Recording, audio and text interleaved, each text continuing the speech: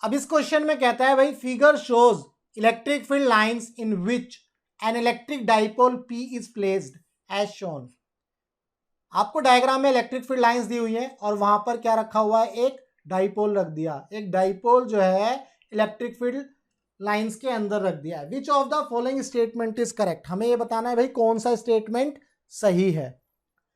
अब इन electric field lines को आप देख सकते हो, ये इलेक्ट्रिक फील्ड लाइंस कैसी हैं, देखो यहां पर जो स्पेस है ये बहुत कम है और इधर साइड में देखो दूसरी साइड में ये स्पेस जो है ज्यादा है, दैट मीन्स इस साइड में डाइवर्जिंग है और इधर जो है ये कन्वर्जिंग टाइप की है। कैसी है ये, कन्वर्जिंग टाइप की, या आप ऐसा बोल सकते हो नजदीक है और यहां पर जो है फैल रही है। ठीक है, तो इसका मतलब ये कैसी इलेक्ट्रिक फील्ड लाइंस है, non uniform electric field lines है ये, non uniform electric field lines.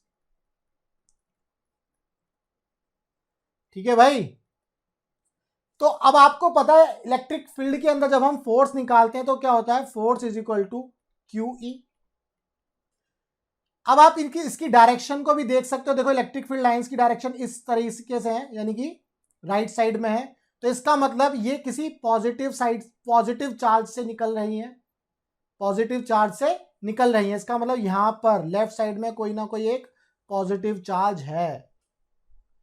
अब अगर मैं माइनस वाले चार्ज यहां पर इस पर फोर्स निकालूंगा, है ना, अगर मैं इसके ऊपर फोर्स निकालूंगा तो चार्ज कितना दिया हुआ है, माइनस पी। चार्ज कितना दिया हुआ है, माइनस पी। अगर मैं यहां फोर्स निकालूंगा, मान लो F1, वो क्या होगा, माइनस पीई। और अगर मैं यहां पर फोर्स निकालूंगा F2, वो क्या दिया हुआ है, प्लस पी इंटू ई।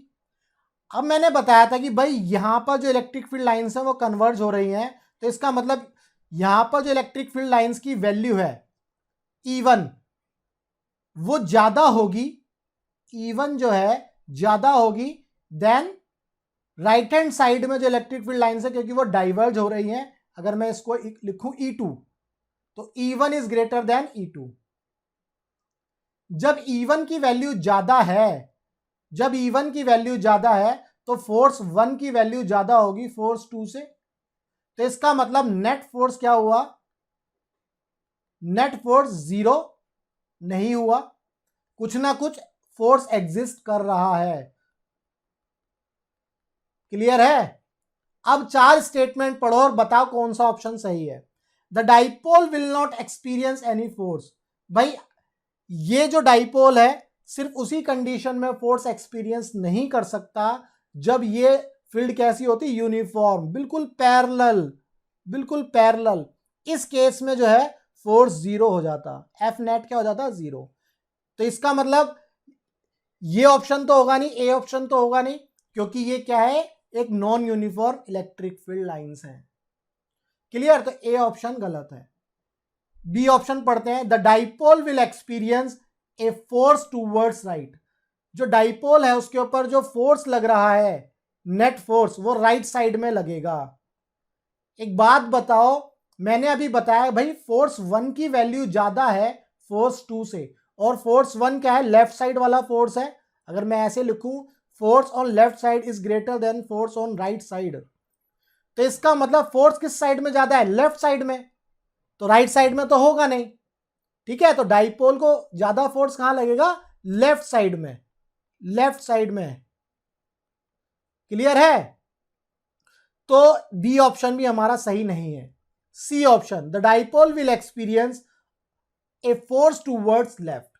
यस, जो डाइपोल है उसके ऊपर फोर्स कैसा लग रहा है, लेफ्ट साइड में, क्योंकि लेफ्ट साइड में जो फोर्स है वो ज्यादा है, क्योंकि इलेक्ट्रिक फील्ड की वैल्यू ज्यादा है। Clear, the dipole will experience a force upward, ये डी ऑप्शन है। अपवर्ड फोर्स में तो होगा ही नहीं, क्योंकि डाइपोल कितना एंगल बना रहा है, बिल्कुल 0 डिग्री, बेसिकली हॉरिजॉन्टली डाइपोल रखा हुआ है, तो जो फोर्स लगेंगे वो हॉरिजॉन्टल डायरेक्शन में ही लगेंगे। तो अपवर्ड डायरेक्शन या डाउनवर्ड डायरेक्शन में कोई फोर्स नहीं होगा, कोई फोर्स नहीं होगा। क्लियर है, तो डी ऑप्शन भी नहीं होगा, सिर्फ सी ऑप्शन सही है। This is the correct option.